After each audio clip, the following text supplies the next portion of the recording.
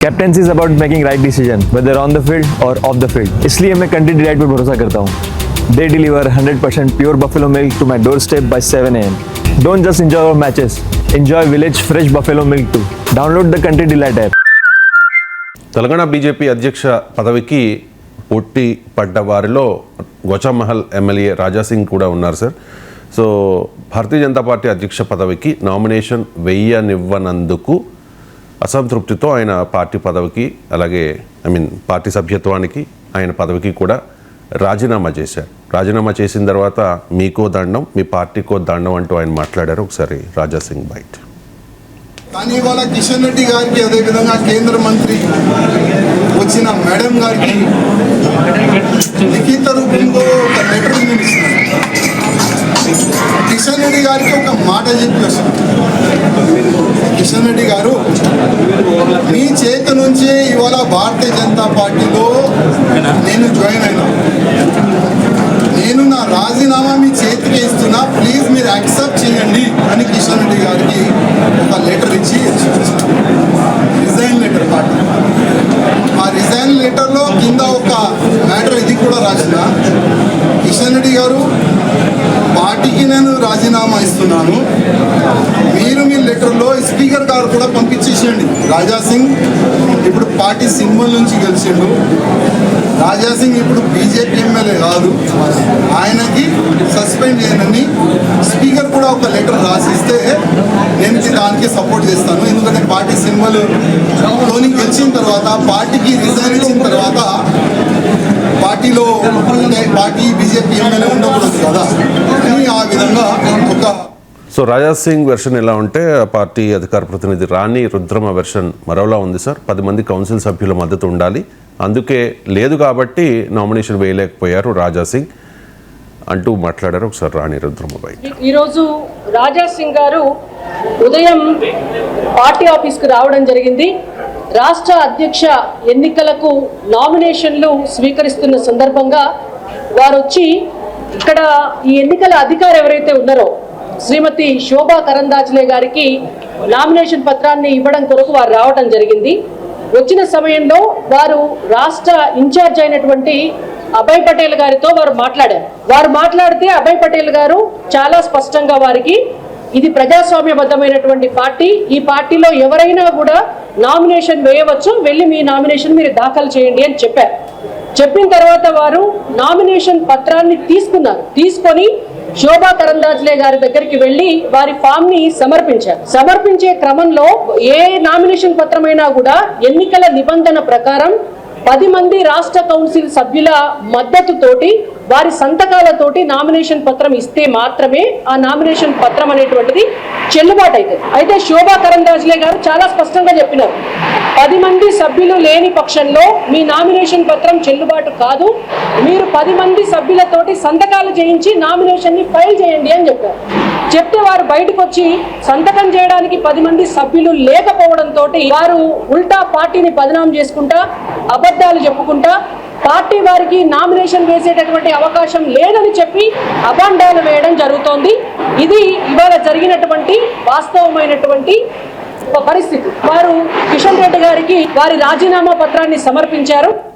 వారి రాజీనామా పత్రాన్ని కిషన్ రెడ్డి గారికి ఇవ్వడం చేత కిషన్ రెడ్డి గారు జాతీయ అధ్యక్షుల వారికి వారి రాజీనామా పత్రాన్ని సార్ ఏదైనా పార్టీ నుంచి ఏదైనా నాయకుడు వెళ్ళిపోతూ ఉంటే ఖచ్చితంగా బుజ్జగించే ప్రయత్నం చేస్తారు. కానీ ఒక ఎమ్మెల్యే స్థాయి నాయకుడు పార్టీకి రిజైన్ చేసి వెళ్ళిపోతూ ఉంటే మరి భారతీయ జనతా పార్టీ బుజ్జగించే ప్రయత్నం చేయలేదు. ఎందుకు రాజాసింగ్ విషయంలో పార్టీ అధిష్టానం లైట్ బుజ్జగించే ప్రయత్నాలన్నీ అయిపోయి ఉంటాయి. బుజ్జగించే ప్రయత్నాలు బహిరంగంగా జరగవు కదా. రాజాసింగ్ పార్టీ ఆఫీసులోనే మీడియాతో మాట్లాడుతూ పార్టీ నాయకత్వాన్ని ఆక్షేపించాక ఆ పార్టీ ఇంకేం బుజ్జగిస్తుంది? సో రాజాసింగ్ డెఫినెట్గా బీజేపీకి ఒక అసెట్, అనుమానం లేదు.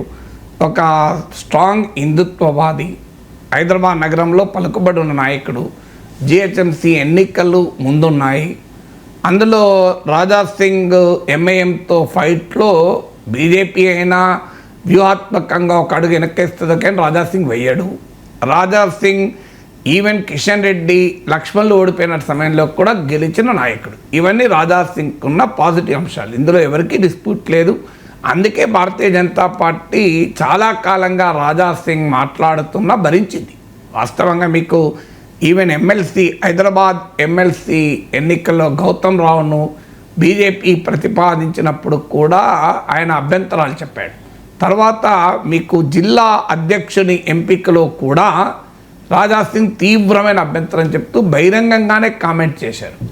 సో అందువల్ల ఇవన్నీ కూడా కామెంట్ చేసినా భారతీయ జనతా పార్టీ వాస్తవంగా తన సహజ శైలికి భిన్నంగా కాస్త ఓపిక పట్టింది. కారణం ఆయన ఎమ్మెల్యే కావడం, ఆయన హిందుత్వవాది కావడం, ఆయన ఎంఐఎం వ్యతిరేక పోరులో ముందుండడం, ఆయనకున్న సొంత బలము రీత్యానే ఆయనకు ఆ రకమైన స్పేస్ పార్టీ ఇచ్చింది. వాస్తవంగా రెస్పెక్ట్ కూడా ఇచ్చింది.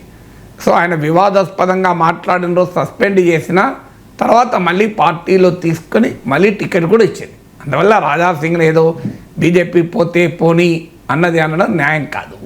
సో వీళ్ళు రాజా సింగ్ కంప్లైంట్ రాజా సింగ్ ఉన్న మాట నిజం.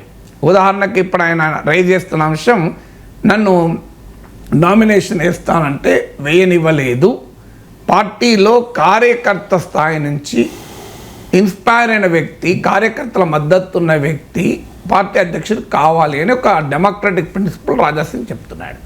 ఆ డెమోక్రటిక్ ప్రిన్సిపల్ కరెక్ట్. మీరు రాణి రుద్రమ వర్షన్ అన్నారు, అది రాణి రుద్రమ వర్షన్ కాదు, బీజేపీ అఫీషియల్ వర్షన్, వ్యక్తుల వర్షన్ కాదు. ఇది రాజా సింగ్ వర్షన్ అయితే రాణి రుద్రమ బీజేపీ అధికార ప్రతినిధి కనుక ఆమె బీజేపీ రాష్ట్ర పార్టీ అధికార వర్షన్ చెప్పారు. సో అందువల్ల వ్యక్తుల వర్షన్లు కావి. పార్టీ అఫీషియల్గా చెప్పదలుచుకుంది ఏంటంటే మా పార్టీలో ఎవరైనా పోటీ చేయవచ్చు అని సాంకేతికపరమైన అంశాలు ముందు పెట్టారు. సాంకేతికంగా బీజేపీ రాష్ట్ర పార్టీ అధికారికంగా చెప్తున్నది కరెక్ట్, టెక్నికలీ కరెక్ట్. 10 మంది రాష్ట్ర కౌన్సిల్ సభ్యులు బీజేపీ నియమావళి ప్రకారం నామినేషన్ పైన సంతకాలు పెట్టాలి. ఎక్కడైనా అది రూల్. అది ఇప్పుడు మీకు ఎమ్మెల్యేగా ఎమ్మెల్సీగా పోటీ చేయాలన్నా ఓటర్లు 10 మంది సంతకాలు పెట్టాలి. నామినేషన్ ఫామ్ పైన సంతకాలు 10 మంది పెడితేనే నామినేషన్ ఫామ్ యాక్సెప్ట్ అవుతుంది. అది కామన్ రూల్. అది అసలు అందువల్ల టెక్నికల్లీ బీజేపీ రాష్ట్ర పార్టీ ఈజ్ రైట్. అంటే మేము రాజా సింగ్ ఏదో పోటీ చేయనివ్వలేదు, మా పార్టీలో బీజేపీలో ప్రజాస్వామ్యం లేదు అనే విమర్శల్ని ఎదుర్కోవటానికి బీజేపీ ఈ సాంకేతిక వివరణ టెక్నికల్ ఎక్స్ప్లెనేషన్ ఇస్తుంది. కానీ రియాలిటీ ఏంటి? రాజా సింగ్కు మద్దతుగా అధిష్టానం అభ్యర్థిని కాదని 10 మంది రాష్ట్ర కౌన్సిల్ సభ్యులు రాజా సింగ్ సంతకం పెట్టగలరా? మీరు అధిష్టాన వర్గం కనుక అవకాశం ఇస్తే పెడతారు. అధిష్టానం పోటీని ఆహ్వానించి, పోటీని వెల్కమ్ చేసి, పోటీని ఫెసిలిటేట్ చేస్తే ఖచ్చితంగా రాజా సింగ్ 10 మంది పెడతారు. 10 మంది బహుశా 20 మంది కూడా పెడతారు. రాజా సింగ్కు కనీసం రాష్ట్ర కౌన్సిల్లో రాజా సింగ్ అంటే సానుభూతి లేని వారు 10 మంది ఉండరా? ఖచ్చితంగా 10 మంది కాదు 20 మంది పెడతారు. సో అలా ఫెసిలిటేట్ చేస్తుంటే రాజా సింగ్ ఏమున్నది, ఈటల రాజేందర్ పోటీ చేసేవారు, అరవింద్ పోటీ చేసేవారు, రఘునందన్ రావు పోటీ చేసేవారు, చాలామంది పోటీ చేసేవారు అవకాశం ఇస్తే. కానీ పార్టీ టెక్నికల్గా అవకాశం ఇచ్చినా పొలిటికల్గా అవకాశం ఇవ్వలేదు. ఎందుకంటే అధిష్టానం ఓ అభ్యర్థిని చెప్పి ఆ అభ్యర్థి చేత నామినేషన్ ఇస్తారు. కొన్నిసార్లు మరో అభ్యర్థితో కూడా నామినేషన్ అనేది విత్డ్రాల్ ఫామ్ కూడా తీసుకుంటారు ఏకకాలంలో. ఇప్పుడు ఏకకాలంలో nomination form and withdrawal form పైన సంతకాలు తీసుకుంటారు. అందువల్ల బీజేపీ టెక్నికల్ వివరణ ఎంత చెప్పినా రియాలిటీ ఏంటి? పార్టీ హైకమాండే డిసైడ్ చేస్తుంది. రాజా సింగ్ రైజ్ చేసిన డెమోక్రటిక్ ప్రిన్సిపల్ కరెక్ట్. ఎందుకంటే కార్యకర్తలకు ఇక్కడెక్కడ పాత్ర ఉంది, నిజంగానే పోటీ చేయాలనుకున్న వరకు అవకాశం ఎక్కడ ఉంది అని. కానీ రాజా సింగ్కి ఇది కొత్తగా తెలిసిందా అనేది పాయింట్.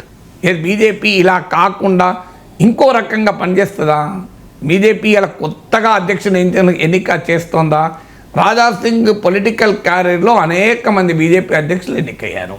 మరి వాళ్ళప్పుడు బీజేపీ ఏమైనా ఇంతకన్నా డిఫరెంట్గా ఉన్నదా? సో ఇవాళ రాజా సింగ్ అభ్యంతరం ఎందుకు చెప్తున్నాను? అంతకుముందు అధ్యక్షులు అయినప్పుడు ఎందుకు అభ్యంతరాలు చెప్పలేదు? మరి అప్పుడు కూడా ఇదే ప్రాసెస్ అనుసరించారు కదా.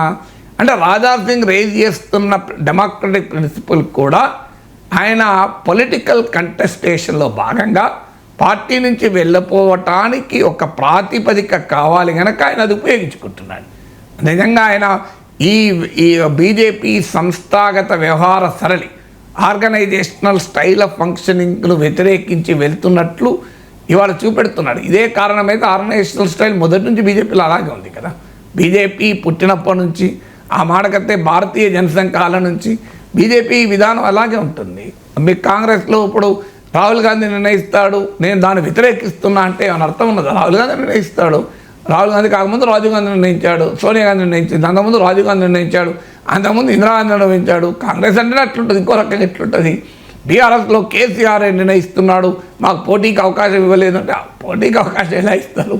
సో అందువల్ల బీజేపీ కూడా అంతే. బీజేపీలో వాస్తవంగా పోటీకి అవకాశం ఉండదు. డెమోక్రటిక్ ప్రాసెస్లో కాకుండా కన్సల్టేషన్ ప్రాసెస్లో బీజేపీ రాష్ట్ర అధ్యక్షులు ఎన్నుకుంటారు. డెమోక్రటిక్ ప్రాసెస్ అంటే ఓపెన్గా ఎలక్షన్. సో ఎలక్షన్ కాదు, selection process. But that is through consultation. అల్టిమేట్గా అది సెలక్షనే. అందువల్ల రాజాసింగ్ ఇప్పుడు కొత్తగా అభ్యంతరం చెప్తే ఎట్లా? అందువల్ల ఇక రాజాసింగ్ మరి ఇంకో అంశం రైజ్ చేసినా, నేను కిషన్ రెడ్డి గారికి లెటర్ ఇచ్చాను, దీన్ని ఆయన స్పీకర్కు పంపించవచ్చు అని. అలా ఉండదు. ఎమ్మెల్యే రాజకీయ పార్టీ మెంబర్షిప్ వేరు, సభ్యత్వం వేరు. శాసనసభ సభ్యత్వం అనే అంశం పైన రాజీనామా చేయాలంటే స్పీకర్ ఫార్మాట్లో తానే స్పీకర్కి ఇవ్వాలి. ఎవరో వేరే వాళ్ళు ఇస్తే, వేరే వాళ్ళు ఫార్వర్డ్ చేస్తే అది ఎమ్మెల్యే రిజిగ్నేషన్ కాదు. అది రాజాసింగ్ తెలియంది కాదు. దీన్ని బట్టి చూస్తుంటే రాజాసింగ్ మరి ఎమ్మెల్యేగా రాజీనామా చేయదలుచుకోలేదా అనే క్వశ్చన్ వస్తుంది. ఆయన కిషన్ రెడ్డికి మీరు పంపించుకోండి అంటే అట్లా పంపిస్తారు? అది పంపిస్తే స్పీకర్ ఎందుకు ఒప్పుకుంటాడు? ఈవెన్ స్పీకర్ ఫార్మాట్లో ఇవ్వాలి. అది కూడా నీకో దండం, నీ పార్టీకో దండం, నేను రాజీనామా చేస్తున్నాను రాస్తే కాదు. స్పీకర్ ఫార్మాట్ అంటే ఏంటంటే ఐఎమ్ రిజైనింగ్, ఇంకేం ఉండకూడదు, కారణాలు, వివరాలు, ఎక్స్ప్లెనేషన్ ఉండవు. అది కూడా స్పీకర్ ఫార్మాట్లో స్పీకర్కి ఇచ్చాక కూడా రూల్స్ ఏం చెప్తున్నాయంటే స్పీకర్ ఆ సదరు వ్యక్తిని పిలిపించి, నీవు ఏదైనా మానసిక ఒత్తిడితో, ఫ్రస్ట్రేషన్తో, ప్రెషర్తో, ఇతరుల బెదిరింపులతోనో ఏదైనా కారణాలతోనే ఈ రిజిగ్నేషన్ ఇస్తున్నావా, నీవు స్వచ్ఛందంగానే ఇస్తున్నావా అనేది ఎస్టాబ్లిష్ చేసుకుంటారు. అంటే స్పీకర్ ఆ సదరు ఎమ్మెల్యేని పిలిపించి మాట్లాడి ఇతను ప్యూర్లీ వాలంటరీ డిసిషన్ అన్నప్పుడు మాత్రమే దాన్ని యాక్సెప్ట్ చేస్తారు. ఇది రూల్స్ ఆఫ్ అసెంబ్లీ ప్రొసీజర్ చెప్పేది. అందువల్ల కిషన్ రెడ్డికి ఇచ్చాను, కిషన్ రెడ్డి పంపించుకో అంటే కిషన్ రెడ్డి పంపిస్తే అది బీజేపీ సభ్యత్వాన్ని, అందుకే ఆయన బీజేపీ అఖిల భారత అధ్యక్షుడు పంపించాడు. అసెంబ్లీ సభ్యత్వాన్ని బీజేపీ అధ్యక్షుడు పంపిస్తే స్పీకర్ ఒప్పుకోడు. అంటే మరి రాజాసింగ్ రిజైన్ చేయదలుచుకోలేదా? ఎందుకంటే చేస్తే ఆయన మళ్ళీ ఉప ఎన్నిక వస్తుంది, ఇండిపెండెంట్గానే పోటీ చేయాలి, ఇతర పార్టీలన్నా చేరాలి. ఆయన బీజేపీ మరి అందుకే ఆయన ఆ ఎమ్మెల్యేగా రిజైన్ చేయడం లేదు అని. ఇప్పుడు బీజేపీ ముందు ఆప్షన్ ఏంటి? ఆయన ఆల్రెడీ బీజేపీ రిజైన్ చేశాడు.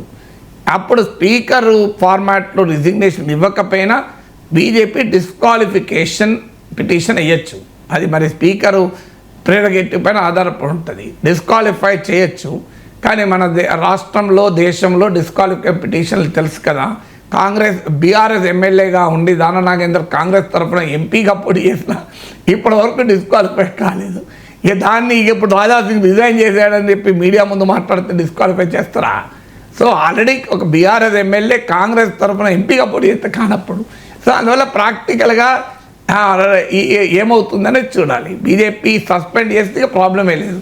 సస్పెండ్ చేస్తే ఇండిపెండెంట్ ఎమ్మెల్యేగా రాజాసింగ్ కొనసాగుతాడు. రాజాసింగ్ తనంతట తానుగానే స్పీకర్ ఫార్మాట్లో రాజీనామా ఇచ్చి ఉప ఎన్నికలు ఆహ్వానిస్తే తప్ప ఉప ఎన్నిక రాదు. సో అందువల్ల రాజాసింగ్ ఎప్పటి నుంచో బీజేపీలో అసంతృప్తితో ఉన్నాడు. దానికి ఒక టిప్పింగ్ పాయింట్ నిన్న అధ్యక్ష ఎన్నిక.